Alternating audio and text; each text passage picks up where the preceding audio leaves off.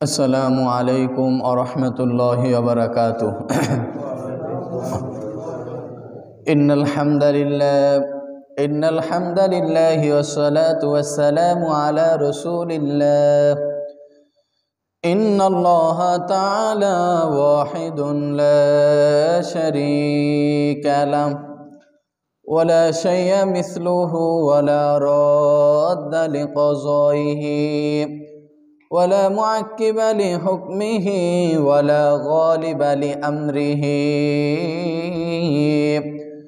क़दीमुन बिला इब्तिदाइन दाइमुन बिला इंतिहा हय्युन ला यमूतु क़य्यूमुन ला यनाम व नशहदु अन्न मुहम्मदन अब्दुहुल मुस्तफ़ा व नबियुहुल मुज्तबा व रसूलुहुल मुर्तज़ा व ख़ातमुल अंबिया व इमामुल अत्क़िया व सय्यिदुल मुरसलीन व हबीबु रब्बिल आलमीन الذي أرسله الله تعالى بالحق بشيرا ونذيرا وداعيا إلى الله بإذنه وسراجا منيرا. أما بعد فأعوذ بالله من الشيطان الرجيم. بسم الله الرحمن الرحيم. الله لا إله إلا هو الحي القيوم لا تأخذه سنة ولا نوم له ما في السماوات وما في الأرض من ذا الذي يشفع عنده إلا بإذنه. وقال تعالى في شأن حبيبه ومحبوبه ومعشوقه مخبرا وآمرا إن الله وملائكته يصلون على النبي يا أيها الذين آمنوا صلوا عليه وسلموا تسليما. اللهم صل على سيدنا ونبينا وشفيعنا وحبيبنا ومولانا محمد وعليه وعلى آله وأصحابه وبارك وسلم. اللهم صل على سيدنا ونبينا وشفيعنا وحبيبنا ومولانا محمد صلى الله عليه وعلى آله وأصحابه وبارك وسلم. بلغ العلا بكماله كشف الدجى بجماله حسنت جميع خصاله صلوا عليه وآله. मैं आशिक मौला हूँ मेरा इश्क निराला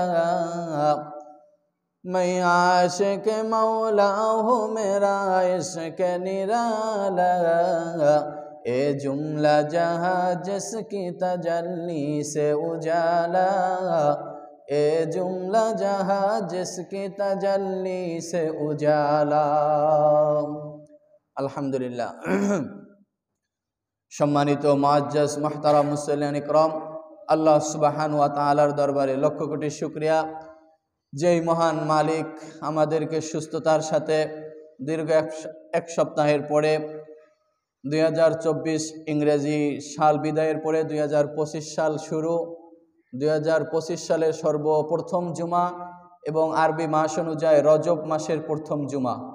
রজব মাসের অনেক ফজিলত রয়েছে।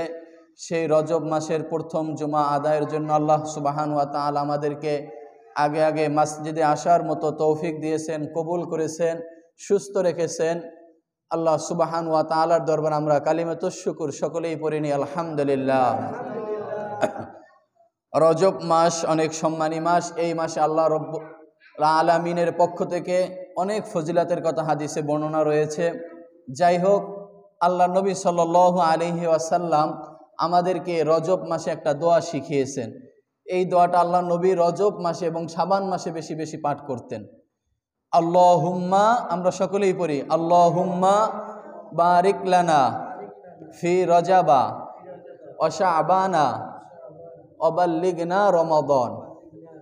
অর্থ হচ্ছে, হে আল্লাহ, আপনি আমাদেরকে শাবান এবং রজব মাসের মধ্যে যেই সমস্ত বরকত ফজিলাত রয়েছে সেগুলো আমাদেরকে দান করেন।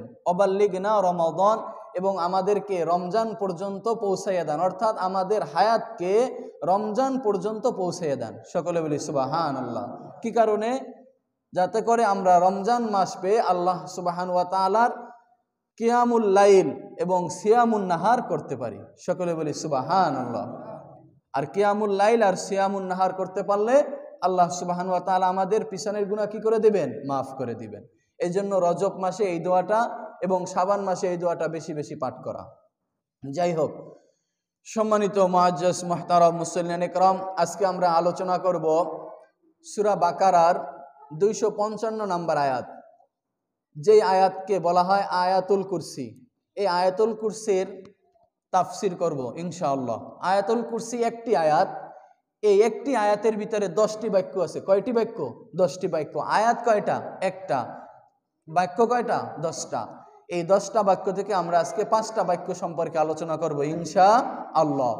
আয়াতুল কুরসির ভিতরে আল্লাহ সুবহানাহু ওয়া তাআলা সূরা বাকারার 3 নম্বর পারার প্রথম পৃষ্ঠায় 255 নম্বর আয়াত, এই আয়াতের ভিতরে আল্লাহ সুবহানাহু ওয়া তাআলার শান মান, আল্লাহ সুবহানাহু ওয়া তাআলার ক্ষমতা, আল্লাহ সুবহানাহু ওয়া তাআলা মানুষদেরকে কতটা মহব্বত করেন, আল্লাহ সুবহানাহু ওয়া তাআলা কিয়ামতের ময়দানে মানুষদেরকে কিভাবে নাজাত দান করে মুক্তি দান করবেন, ফয়সালা দান করবেন, আল্লাহ সুবহানাহু ওয়া তাআলার বিভিন্ন মহত্ব সম্পর্কে এই একটি আয়াতের ভিতরেই বর্ণনা রয়েছে। এই জন্য এই আয়াতুল কুরসি তথা সূরা বাকারার 255 নম্বর আয়াতের অনেক ফজিলাত।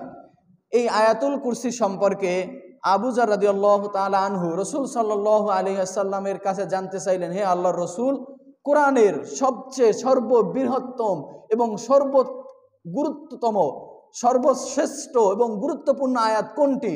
উত্তরে আল্লাহর রাসূল বলেন, আয়াতুল কুরসির আয়াতটা হলো পবিত্র কুরআনুল কারীমের মধ্যে সর্বোত্তম এবং সর্বশ্রেষ্ঠ এবং ফজিলতপূর্ণ আয়াত। সকলে বলি সুবহানাল্লাহ। আল্লাহ রাব্বুল আলামিন বলেন, আল্লাহু লা ইলাহা ইল্লা হুয়াল হাইয়ুল কাইয়্যুম।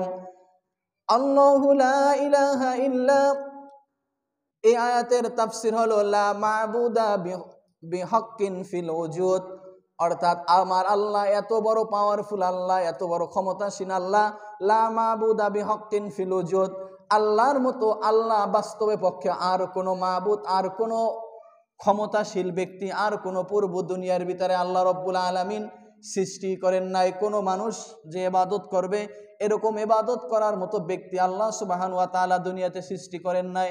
সকলে বলি সুবহানাল্লাহ।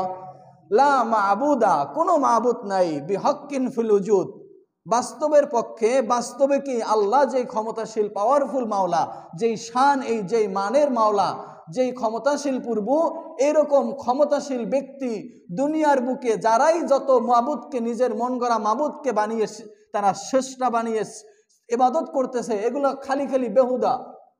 পাওয়ারফুল মাওলাকে একমাত্র আল্লাহ সুবহানাহু ওয়া তাআলা। 1 নম্বর বাক্য। 2 নম্বরে ইল্লা হুয়াল হাইয়ুল কাইয়্যুম, আমাদের মাবুদ কি? হুয়াল হাইয়্যু, তিনি চিরঞ্জীব। আমাদের মাবুদ কি? চিরঞ্জীব, অর্থাৎ দাইমুন বাকাউ, আমাদের আল্লাহর অস্তিত্ব চিরকাল। আমাদের মাবুদের অস্তিত্ব কি? চিরকাল। কিন্তু বিভিন্ন মুশরিকরা, খ্রিস্টানরা, ইহুদিরা যারা তারা মাবুদ বানিয়েছেন তাদের মন গড়া, এই মাবুদ কি না? চিরঞ্জীবী না এবং চিরকাল থাকবে না। তাদের মন গড়া মাবুদ বানিয়েছেন, তারা নিজেরা চলতে পারে না, নিজেরা কোনো ক্ষমতার মালিক নাই, তাদেরকে খাওয়াইয়া দিতে হয়, তাদেরকে চলানোর জন্য ব্যবস্থা করতে হয়, কিন্তু আমাদের মাবুদ এত ক্ষমতাশীল না, এত অক্ষম না, এত দুর্বল নয়। আল হাইয়্যু আল কাইয়্যুম, আমাদের মাবুদ কি? আল হাইয়্যু, চিরঞ্জীব এবং চিরকাল যার অস্তিত্ব বাকি থাকবে। আল আল কাইয়্যুম 2 নম্বর আয়াতের আল হাইয়্যু আল কাইয়্যুম। কাইয়্যুম অর্থ হচ্ছে আল মুবালিগু ফিল কিয়ামি বিতাদবিরি খালকিহি। আল্লাহ সুবহানাহু ওয়া তাআলা এই যে সৃষ্টি করেছেন, যাহা কিছু সৃষ্টি করেছেন, এই আসমান এবং জমিনের ভিতরে আমরা যত মাখলুক দেখতে পারতেছি, এই সমস্ত কিছু মাখলুক সৃষ্টি পরিচালনার ক্ষেত্রে আল্লাহ সুবহানাহু ওয়া তাআলা তৎপর। মানুষকে কিভাবে পরিচালনা করতে হবে, পশু পাখিকে কিভাবে পরিচালনা করতে হবে, গাছপালা, নক্ষত্র, আসমান জমিন, পাহাড় পর্বত, যাহা কিছু আল্লাহ রব্বুল আলামিন এই তার সৃষ্টির ভিতরে রয়েছে, এগুলা পরিচালনার ক্ষেত্রে আল্লাহ সুবহানাহু ওয়া তাআলা কি? তৎপর। কি? তৎপর। আল কাইয়্যুম, কাইয়্যুম অর্থ কি? অবিনশ্বর। আল্লাহ কখনো নশ্বর হবে না, ধ্বংস হবে না। এমন পাওয়ারফুল আল্লাহ আমরা পেয়েছি যে আল্লাহ তার সৃষ্টির ভিতরে যাহা কিছু সৃষ্টি করেছেন, এগুলা পরিচালনা করার ক্ষেত্রে, এগুলা রক্ষণাবেক্ষণের ক্ষেত্রে আল্লাহ সুবহানাহু ওয়া তাআলা কি? অতি তৎপর। তার কাজে কোনো কি হয় না? ভুল হয় না, বিশৃঙ্খল হয় না, টাইম টু টাইম হচ্ছে, আগেও হচ্ছে না, পরেও হচ্ছে না। যেটা যেই সময় প্রয়োজন, যেইভাবে প্রয়োজন, আল্লাহ সুবহানাহু ওয়া তাআলা সেইভাবে তার এই সৃষ্টির বিষয়গুলো কি করতেছেন? পরিচালনা করতেছেন। সকলে বলি সুবহানাল্লাহ। আল্লাহ সুবহানাহু ওয়া তাআলা বলেন, ওয়া মিন আয়াতিহি আন তাকুমাস সামাউ ওয়াল আরদু বিআমরি। আল্লাহ রাব্বুল আলামিন বলেন, আসমান এবং জমিনের ভিতরে যাহা কিছু আছে নিদর্শনের ভিতরে, সব কিছু নিদর্শন আমার আদেশের মাধ্যমে স্থিতিশীল। অর্থাৎ আমি যেভাবে আদেশ দেই, তারা আসমান এবং জমিনে যাহা কিছুই তোমরা দেখতে পাও, এগুলো আমার একটা আল্লাহর নিদর্শন। আমি আল্লাহর নিদর্শনে সব কিছু স্থিতিশীলভাবে চলতেছে। যাকে যেভাবে আমি বলতেছি, যেই প্রাণীকে যেভাবে আমি বলছি, যেই আসবাবপত্রকে, যেই যাহা কিছু আছে কুল কায়নাতের ভিতরে, সব কিছু আমার আল্লাহ সুবহানাহু ওয়া তাআলার কি? নিদর্শন। সকলে বলি সুবহানাল্লাহ। হাদিসে আসছে রাসূল করিম সাল্লাল্লাহু আলাইহি ওয়াসাল্লাম একবার সাহাবায়ে কেরামকে আদেশ করলেন, 4টা বিষয় নির্দেশ দিলেন। 1 নম্বরে আল্লাহ তাআলা কখনো ঘুম যান না। কি যায় না? ঘুম যায় না। আল্লাহ সুবহানাহু ওয়া তাআলা কি যায় না? ঘুম যায় না।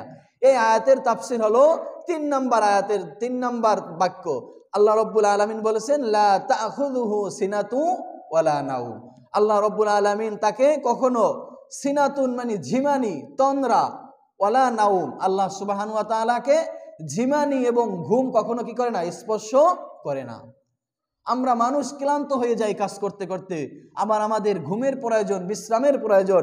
আল্লাহ সুবহানাহু ওয়া তাআলা তিনি পৃথিবীর ভিতরে, এই জমিনের ভিতরে কত কিছু মাখলুকাত সৃষ্টি করেছেন, পরিচালনা করতেছেন।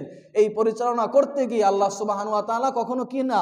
দুর্বল না, অক্ষম না, তার চোখে কি আসে না? ঘুম আসে না। সকলে বলি সুবহানাল্লাহ। হাদিসের ভিতরে এই আয়াতের তাফসীর করতে গিয়ে তাফসীরে ইবনে কাসিরে রয়েছে যে আল্লাহর নবী সাহাবায়ে কেরামকে বলেছেন যে আল্লাহর জন্য এই 4টা বিষয় তোমরা ভালোভাবে মনে রাখবে আল্লাহর ব্যাপারে। 1 নম্বরে আল্লাহ সুবহানাহু ওয়া তাআলা কখনো ঘুম যায় না এবং তার জন্য ঘুমানো এটা শোভনীয় কাজ না। 1। 2 নম্বরে তিনি দাড়িপাল্লার রক্ষক, যার জন্য তিনি চাবেন দাড়িপাল্লাকে ভারী করে দিবেন, যার জন্য চাবেন দাড়িপাল্লাকে কি করে দিবেন? হালকা করে দিবেন। 2 নম্বরে। 3 নম্বরে সমস্ত দিনের কার্যাবলী আল্লাহ সুবহানাহু ওয়া তাআলা, আমরা যে দিনে কাজগুলা করি এগুলা রাত্র হওয়ার আগেই আল্লাহ সুবহানাহু ওয়া তাআলা উঠিয়ে নিয়ে যান এবং রাতের কার্যাবলী আমাদের আমলনামাগুলা দিনের পুরো দিন হওয়ার আগেই আল্লাহ সুবহানাহু ওয়া তাআলা কি করেন? ফেরেশতাদের মাধ্যমে উঠিয়ে নিয়ে যান। 4 নম্বরে আল্লাহ সুবহানাহু ওয়া তাআলার সামনে একটা আলো রয়েছে বা আগুনের পর্দা রয়েছে। এই পর্দা সরে গেলে আল্লাহ সুবহানাহু ওয়া তাআলার দৃষ্টি যত দূর পর্যন্ত পৌঁছবে তত দূর পর্যন্ত তার নূরের তাজাল্লির কারণে সব কিছু পুরে ছারখার হয়ে যাবে। সকলে বলি সুবহানাল্লাহ। এই 4টা বিষয় আল্লাহর গুরুত্বপূর্ণ বিষয়, যে আল্লাহর নবী সাহাবায়ে কেরামকে বলে দিয়েছেন যে আল্লাহর জন্য তোমরা এই 4টা ফজিলাতকে, বৈশিষ্ট্যকে খুব দৃঢ়ভাবে তোমরা স্মরণ রাখবে। লা তাখুযুহু সিনাতু ওয়ালা নাউম। যেমন এই আয়াতের তাফসীর করতে গেলে বলতে হয় যে আল্লাহ রব্বুল আলামিন ঘুমায় কিনা, বিশ্রাম নেয় কিনা, এটা ইহুদি খ্রিস্টানদের আকীদা এবং বিশ্বাস। ইহুদি এবং খ্রিস্টানদের আকীদা হলো আল্লাহ সুবহানাহু ওয়া তাআলা আসমান জমিন পাহাড় পর্বত মাখলুকাত সৃষ্টি করছেন কয়দিনে? মোট 6 দিনে। কয়দিনে? 6 দিনে। সপ্তম দিনে আল্লাহ রব্বুল আলামিন বিশ্রাম নিয়েছেন। সকলে বলি নাউজুবিল্লাহ। আর ইসলামের খোদা আমরা যাকে মাবুদ হিসাবে আল্লাহ হিসাবে গ্রহণ করেছি, আমাদের স্রষ্টাকে যারা আমরা মাবুদ হিসাবে আল্লাহ হিসাবে গ্রহণ করছি, আমাদের আকীদা হলো, আমাদের বিশ্বাস হলো আমাদের খোদা কখনো কি যায় না? ঘুম যায় না। কিন্তু ইহুদি খ্রিস্টানদের বিশ্বাস কি?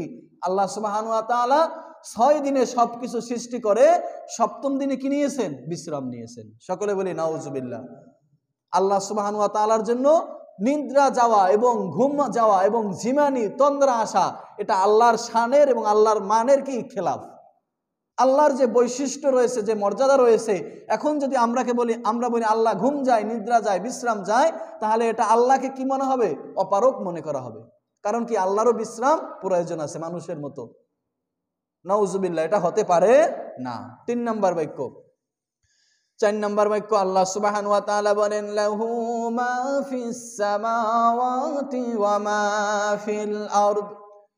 লাহু মা ফিস সামাওয়াতি ওয়া মা ফিল আরদ। আসমান জমিনে যা কিছু আছে সব কিছু লাহু মানে কার জন্য? আল্লাহর জন্য। কার জন্য? আল্লাহর জন্য। এই দুনিয়াতে যাহা কিছু আছে সব কিছু কার জন্য? আল্লাহর জন্য। কিভাবে? মিলকান ওয়া খালকান ওয়া আবিদান, অর্থাৎ মালিকানা দিক দিয়েও আল্লাহ সব কিছুর মালিক, অখলকান সৃষ্টি করার দিক দিয়ে আল্লাহ সব কিছুর মালিক, ও আবিদান সমস্ত কিছুর দাস হিসাবে, দাসত্ব হিসাবেও আল্লাহ রব্বুল আলামিন সব কিছুর কি? মালিক। আমরা দেখা গেছে একদিক দিয়ে মালিক হইতে পারি, সৃষ্টিকর্তা, একটা জিনিস আমি আবিষ্কার করলাম সেই হিসাবে মালিক, একটা কিছুর আমার মালিকানা আছে সেই হিসাবে মালিক, কোনো মানুষ আমার অধীনস্থ আছে সেই হিসাবে মালিক। কিন্তু আল্লাহ সুবহানাহু ওয়া তাআলা একদিকে না, সর্বদিক দিকে মালিকানা দিক দিয়ে আল্লাহ সুবহানাহু ওয়া তাআলা মালিক, সৃষ্টিকর্তার দিক দিয়ে আল্লাহ সুবহানাহু ওয়া তাআলা সবকিছুর মালিক, এবং সবকিছু আল্লাহর দাসত্বতা স্বীকার করবে এদিক দিক থেকেও আল্লাহ রব্বুল আলামিন কি? সবকিছুর মালিক। সকলে বলি সুবহানাল্লাহ। আল্লাহ রব্বুল আলামিন বলেন ইন কুল্লু মান ফিস সামাওয়াতি ওয়াল আরদি ইল্লা আতির রহমানি আবদা লাকাদ আহসাহুম ওয়া আদ্দাহুম আদ্দা ওয়া কুল্লুহুম আতিহি ইয়াওমাল কিয়ামাতি ফারদা। সূরা মারিয়াম 16 নম্বর পারায় রয়েছে। আল্লাহ সুবহানাহু ওয়া তাআলা বলেন ইন কুল্লু মান ফিস সামাওয়াতি ওয়াল আরদি ইল্লা আতির রহমানি আবদা।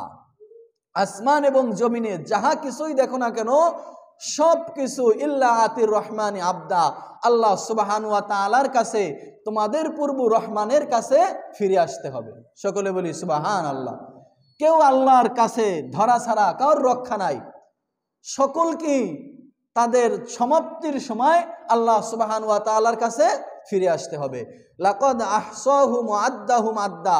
আল্লাহ রব্বুল আলামিন সব কিছুকে এই কুল কায়নাতের ভিতরে যাহা কিছু সৃষ্টি করেছেন, যত মাখলুকাত সৃষ্টি করেছেন, আমরা 18,000 মাখলুকাত বলি, এটা ভুল কথা, সঠিক না। 18,000 মাখলুকাত এটা একটা ধারণার কথা।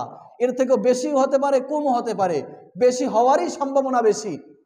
কারণ আল্লাহ সুবহানাহু ওয়া তাআলা কত প্রকার কত সৃষ্টি মাখলুকাত সৃষ্টি করেছেন, এটা আল্লাহ সুবহানাহু ওয়া তাআলা ছাড়া কেউ জানে না। লাকাদ আহসাহুম, এই সমস্ত মাখলুকাতকে, সমস্ত সৃষ্টিকুলকে আল্লাহ রব্বুল আলামিন আহসাহুম বেষ্টন করে রেখেছেন, তার রহমতের চাদরে আল্লাহ সুবহানাহু ওয়া তাআলা আগলে রেখেছেন। ওয়া আদ্দাহুম আদ্দা, এবং সমস্ত মাখলুকাতকে আল্লাহ রব্বুল আলামিন গণনা করে রেখেছেন। সকলে বলি সুবহানাল্লাহ। আমরা সামান্য কিছু ধন সম্পদ, টাকা পয়সা, গাড়ি বাড়ি, গবাদি পশু হলে আমরা তার হিসাব জানি না, ম্যানেজার রাখতে হয়, আমার সহকারী রাখতে হয়। আর আল্লাহ সুবহানাহু ওয়া তাআলা সমস্ত মাখলুকাতকে রক্ষণাবেক্ষণ করে, বেষ্টন করে, একটা একটা করে গণনা করে তার হিসাবের ভিতরে আয়ত্ত করে রেখেছেন। সকলে বলি সুবহানাল্লাহ। এটা আল্লাহর জন্য কোনো কষ্ট হয় না।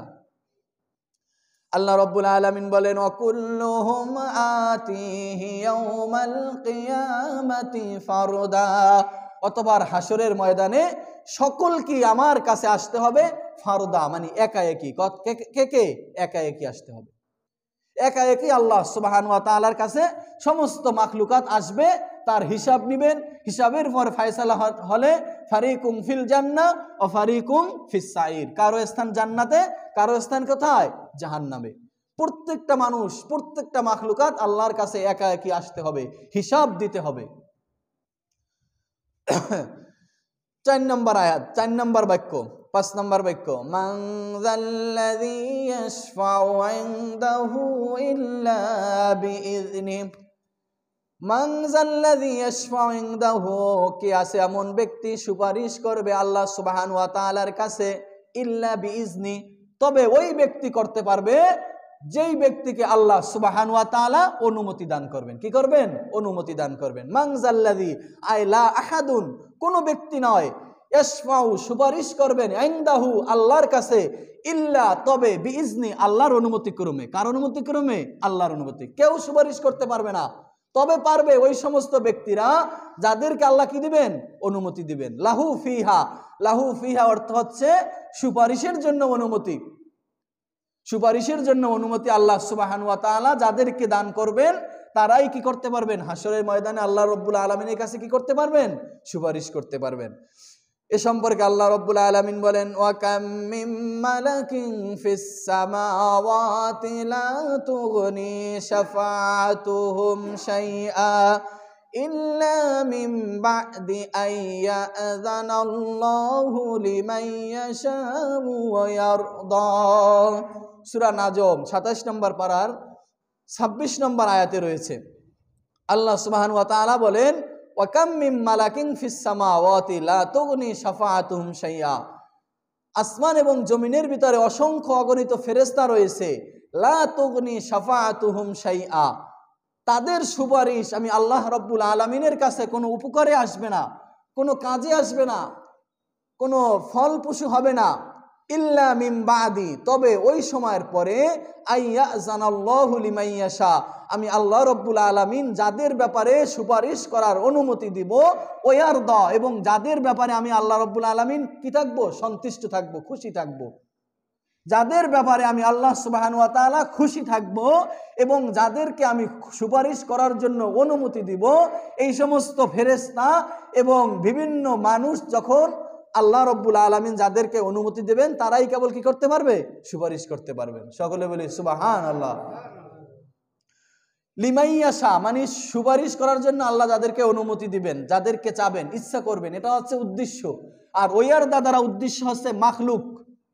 বিভিন্ন নবীরা সুপারিশ করবে, বিভিন্ন আলেমরা সুপারিশ করবে, কোরআনের হাফেজরা সুপারিশ করবেন। কোন সময়? যখন ওই নবী আল্লাহর কাছে সন্তুষ্ট হবে, যখন ওই আলেম আল্লাহর কাছে সন্তুষ্টশীল ব্যক্তি হবে, যখন ওই কোরআনের হাফেজ আল্লাহর কাছে সন্তুষ্টশীল ব্যক্তি হবে, তখন এই সমস্ত মাখলুক আল্লাহ রাব্বুল আলামিনের ইনসানরাও কি করতে পারবেন? সুপারিশ করতে পারবেন। আর ফেরেশতা সুপারিশ করবেন কোন সময়? যখন আল্লাহ রাব্বুল আলামিন চাইবেন কোন ফেরেশতা কি করুক? সুপারিশ করুক, তখন ফেরেশতারাও সুপারিশ করবে। আর আল্লাহ যখন কোনো মাখলুকের উপরে সন্তুষ্ট হবেন, সেই সমস্ত মাখলুকরাও কি করতে পারবেন? সুপারিশ করতে পারবেন। 5 নম্বর বাক্য, এক্ষেত্রে সুপারিশ করার ক্ষেত্রে মতভেদ রয়েছে।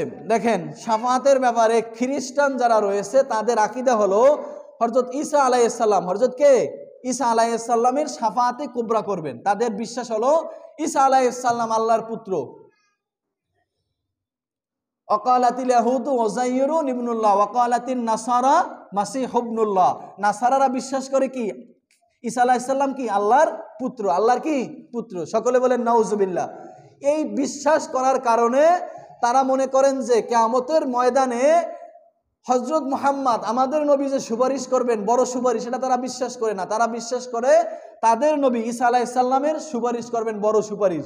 এই জন্য তারা দেখবেন খ্রিস্টানরা বিভিন্ন খারাপ কাজের ভিতরে লিপ্ত আছে এবং তারা এই আশায় বসে আছে, এই আশা নিয়ে তারা দুনিয়াতে যত খারাপ কাজ করতেছে, তাদের বিশ্বাস হলে তাদের নবী ঈসা আলাইহিস সালাম কি করবেন? বড় সুপারিশ করবেন। বড় সুপারিশ করে তাদেরকে শাফাআত করে কিয়ামতের ময়দানে জান্নাতে নিয়ে যাবেন। সকলে বলি নাউজুবিল্লাহ। এটা হচ্ছে খ্রিস্টানদের আকীদা। আর যারা মুশরিক তাদের বিশ্বাস কি?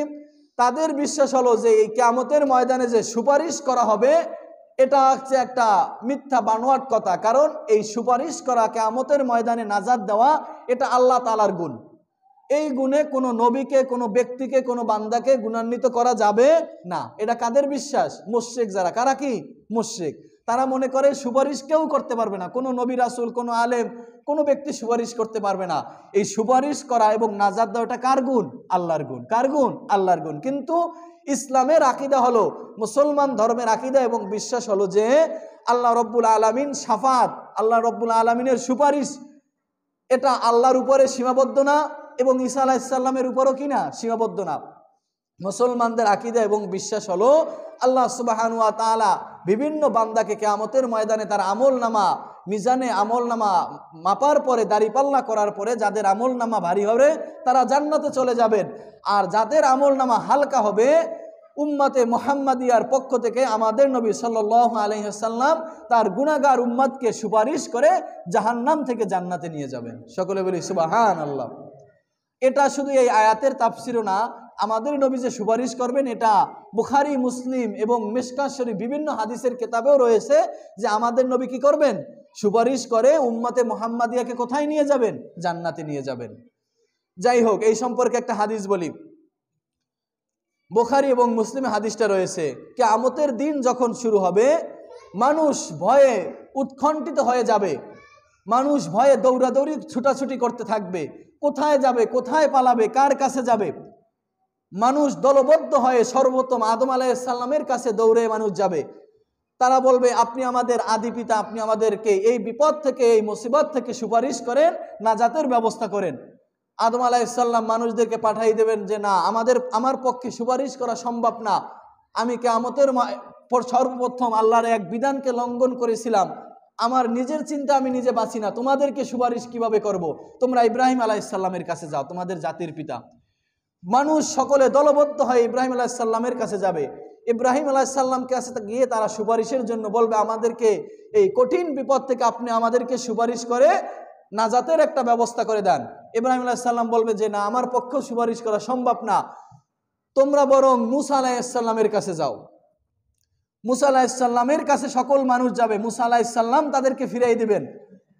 তারা ভাববে যে মুসা আলাইহিস সালাম আল্লাহর সাথে কথা বলতো, তিনি অনেক বড় নবী, তিনি হয়তো সুপারিশ করবেন। মুসা আলাইহিস সালামও সুপারিশ করবেন না। মানুষ মুসা আলাইহিস সালাম থেকে ফিরে আসে ঈসা আলাইহিস সালামের কাছে যাবে, কারণ ঈসা আলাইহিস সালামকে আল্লাহ দুনিয়াতে অনেক পাওয়ার ক্ষমতা দিয়েছিলেন, যে মৃত্যু মানুষকে জীবিত করত, কুষ্ঠ রোগীকে ভালো করত, বিভিন্ন ক্ষমতা দিয়েছিলেন ঈসা আলাইহিস সালামকে। মানুষ ঈসা আলাইহিস সালামের কাছে কিয়ামতের ময়দানে দলবদ্ধ হয়ে তার কাছে সুপারিশের জন্য যাবে। ঈসা আলাইহিস সালাম বলবে যে না, আমার পক্ষে এই সুপারিশ করা সম্ভব না, আমি নিজের চিন্তাই তো আমি ব্যস্ত, তোমাদেরকে সুপারিশ কিভাবে করব। এভাবে চারজন নবীর কাছে গিয়ে যখন মানুষ ফেরত হয়ে আসবে, তখন অতবার সকল উম্মাত, সকল মানুষ আমাদের নবী হযরত মুহাম্মদ সাল্লাল্লাহু আলাইহি ওয়াসাল্লামের কাছে আসবে। সকলে বলি সুবহানাল্লাহ। আল্লাহর নবীর কাছে আসার পরে আল্লাহর নবী বলবেন, ফাআকুলু আনা লাহা, আমাকে আল্লাহ রাব্বুল আলামিন এই কাজের জন্যই তো বানাইছেন। সমস্ত মানুষ কার কাছে আসবে? আমাদের নবীর কাছে আসবে। সবাই খেয়াল করে শুনুন, এখানে আমি সরাসরি আরবি ইবারত পরে শোনাচ্ছি, আপনারা এই ঘটনা বাংলায় শুনেছেন। সরাসরি আরবি ইবারতে হাদিস রয়ে আসছে, হাদিস আসছে। দেখেন, আল্লাহর নবী বলেন, ফাস্তাযিনু আলা রাব্বি, আমি আল্লাহ রাব্বুল আলামিনের কাছে সুপারিশ চাব, ফায়ুযানু লি, আল্লাহ রাব্বুল আলামিন আমাকে সুপারিশ করার জন্য অনুমতি দেবেন। ওয়ায়ুলহিমানি মাহামিদা আহমাদাহু বিহা লা তাহযুরুনি আলআন, আল্লাহ রাব্বুল আলামিন আমাকে এমন কিছু প্রশংসার বাক্য, এমন কিছু সন্তুষ্টির বাক্য ইলহাম করবে, আমি এই বাক্য সম্পর্কে এখনো জানি না। ওয়া আখিরু লাহু সাজিদা, আল্লাহ রাব্বুল আলামিন তাকে কিছু বাক্য ইলহাম করবে, প্রশংসার বাক্য ইলহাম করবে। ওই বাক্য দ্বারা আল্লাহ রাব্বুল আলামিনের নবী সাল্লাল্লাহু আলাইহি ওয়াসাল্লাম আল্লাহ রাব্বুল আলামিনের প্রশংসা করবেন। ওয়া আখিরু লাহু সাজিদা, আল্লাহ রাব্বুল আলামিনের প্রশংসা করে আল্লাহর নবী সিজদায় লুটিয়ে যাবেন। সিজদায় লুটে যাবেন, ফাআহমাদাহু বিতিলকাল মাহামিদা ওয়া আখিরু লাহু সাজিদা, আল্লাহ রাব্বুল আলামিনের নবী যেই সমস্ত প্রশংসার বাক্য আল্লাহ রাব্বুল আলামিন নবীকে ইলহাম করেছিলেন, আল্লাহর নবী ওই সমস্ত বাক্য বলে আল্লাহর প্রশংসা করা শুরু করে দিবেন। আল্লাহ রাব্বুল আলামিনের প্রশংসা করতে করতে এক পর্যায়ে নবী সিজদায় লুটিয়ে পড়ে যাবেন। নবী সেজদায় পড়ে যাবে, ফায়ুকালু ইয়া মুহাম্মদ ইরফা রাসাকা, অথবা আল্লাহ রাব্বুল আলামিন নবীকে ইলহাম করবেন, হে মুহাম্মদ ইরফা রাসাকা, তুমি তোমার মাথাকে উঠাও। ওয়াকুল তুসাম্মা, তুমি বলতে থাকো, তুমি চাইতে থাকো, তুসাম্মা, তুমি যা চাইবে তোমার চাওয়া শোনা হবে। ওয়াসআল তুতা, তুমি যা প্রার্থনা করবে সেই প্রার্থনা অনুযায়ী তোমাকে দেওয়া হবে। ওয়াশফা তুশাফা, তুমি সুপারিশ করতে থাকো, তোমার সুপারিশ কবুল করা হবে। ফাকুল ইয়া রব্বি উম্মতি উম্মতি, আল্লাহর নবী সিজদা থেকে মাথা যখন উঠাবেন তখন তিনি বলবেন উম্মতি উম্মতি, হে আল্লাহ আমার উম্মত কই, আমার উম্মত কই, আমার উম্মত কই। সকলে বলেন সুবহানাল্লাহ। আল্লাহর নবীকে এমন কিছু বাক্য ওই কিয়ামতের ময়দানে আল্লাহ ইলহাম করবেন, ওই বাক্যটা নবী দুনিয়াতে বসেও জানে নাই। ওই বাক্য কিয়ামতের ময়দানে আল্লাহ নবীকে আল্লাহ ইলহাম করবেন, বাক্য দান করবেন। ওই প্রশংসা বাক্য দিয়ে নবী আল্লাহর প্রশংসা করবেন, সিজদায় যাইবেন। সিজদা থেকে নবী মাথা উঠাবেন না, নবীকে আল্লাহ বলবেন ইরফা রাসাকা ওয়াসআল তুতা ওয়াশফা তুশাফা, হে নবী আপনি চান আপনাকে দেওয়া হবে, আপনি সুপারিশ করেন আপনার সুপারিশ কবুল করা হবে। যখন এই কথা নবীকে বলা হবে, নবী তখন সর্বপ্রথমই কথা বলবেন কি, ইয়া উম্মতি ইয়া উম্মতি। সকলে বলি সুবহানাল্লাহ। অথচ এই নবীর প্রেমিক আজকে নাই।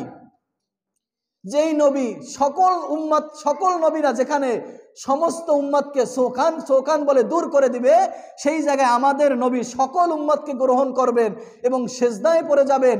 সিজদায় পড়ে গিয়ে আল্লাহর প্রশংসা করে সর্বপ্রথম যিনি কথা বলবেন, যেই কথাটা উচ্চারণ করবেন সেই কথাটা কি, উম্মতি উম্মতি। অথচ সেই উম্মত আমরা আজকে নবীর সুন্নাত তরিকায় চলতেছি না, আল্লাহর বিধান ফরজ নামাজ আজকে আমরা আদায় করতেছি না।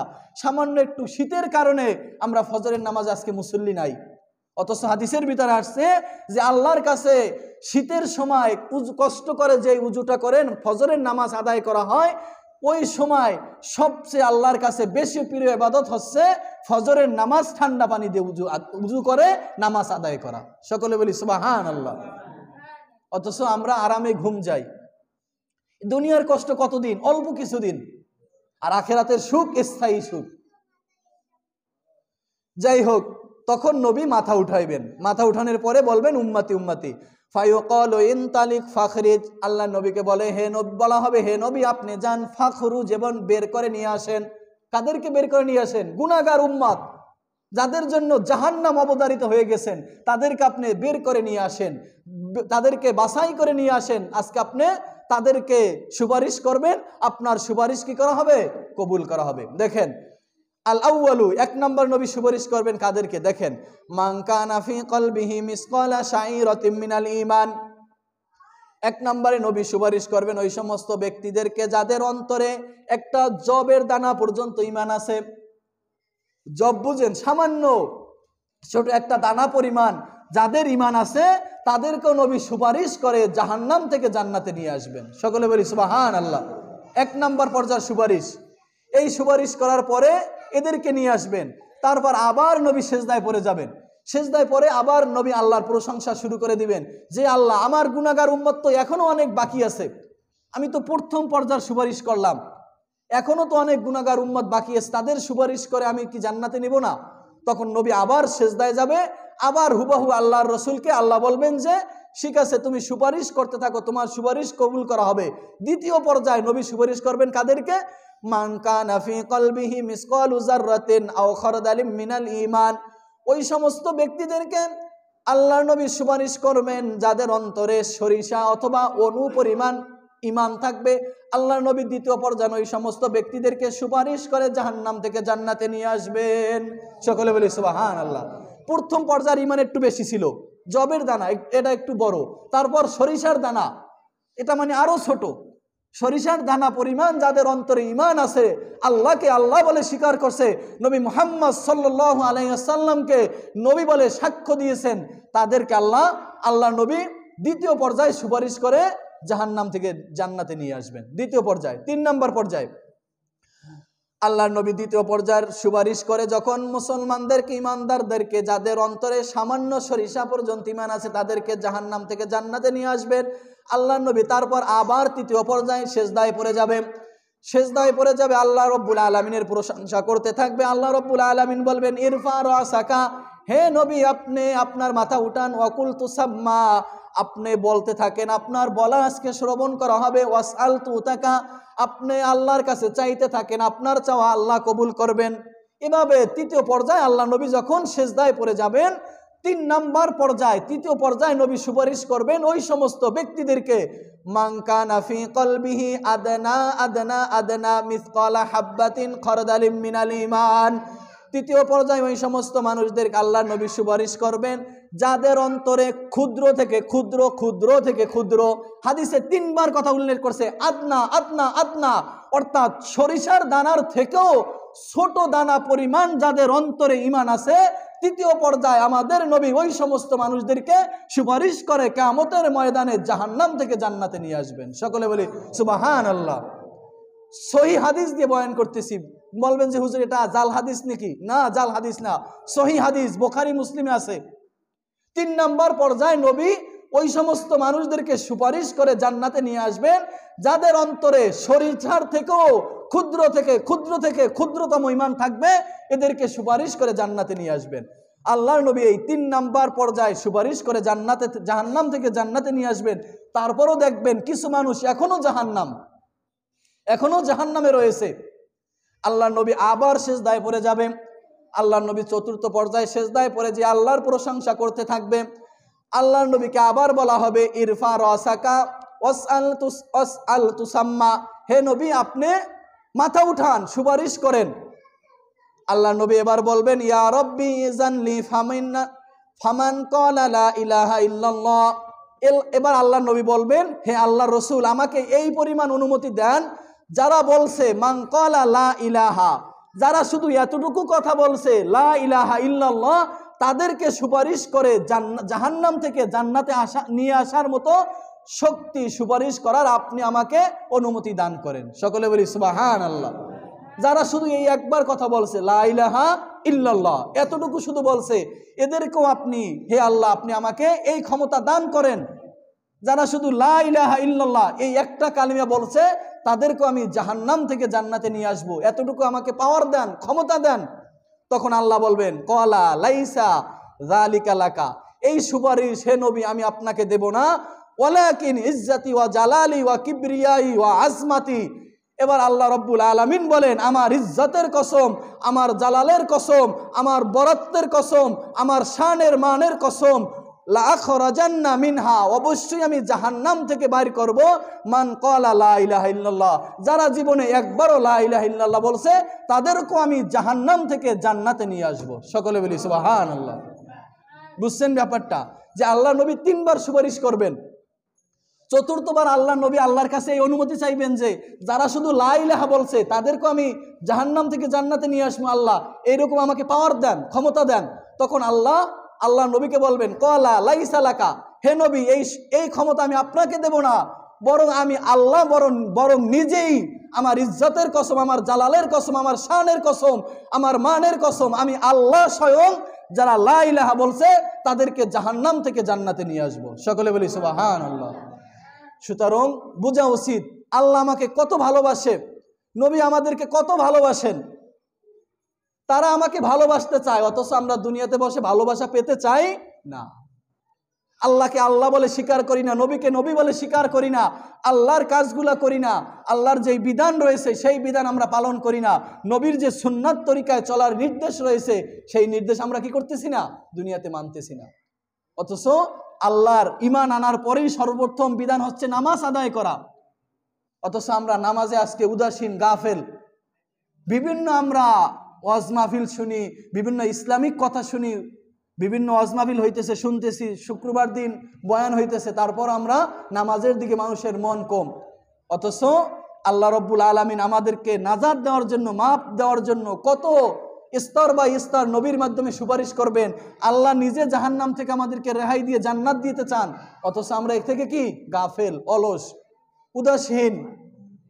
যাই হোক, আয়াতুল কুরসির আমরা তাফসীর করতেছিলাম। আয়াতুল কুরসির একটা আয়াত সূরা বাকারার 3 নম্বর পারার 255 নম্বর আয়াত। আয়াত কয়টা? একটা। বাক্য কয়টা? 10টা। 10টা বাক্যের আমরা আজকে 5টা বাক্যের তাফসীর করেছি। আল্লাহ সুবহানাহু ওয়া তাআলা যেই 5টি বাক্যের তাফসীর করেছি, আল্লাহ সুবহানাহু ওয়া তাআলা আমাদেরকে সকলকেই বুঝে শুনে আমল করার মতো তৌফিক দান করুক। আমিন। ওয়া আখির দাওয়ানা আলহামদুলিল্লাহি রাব্বিল আলামিন।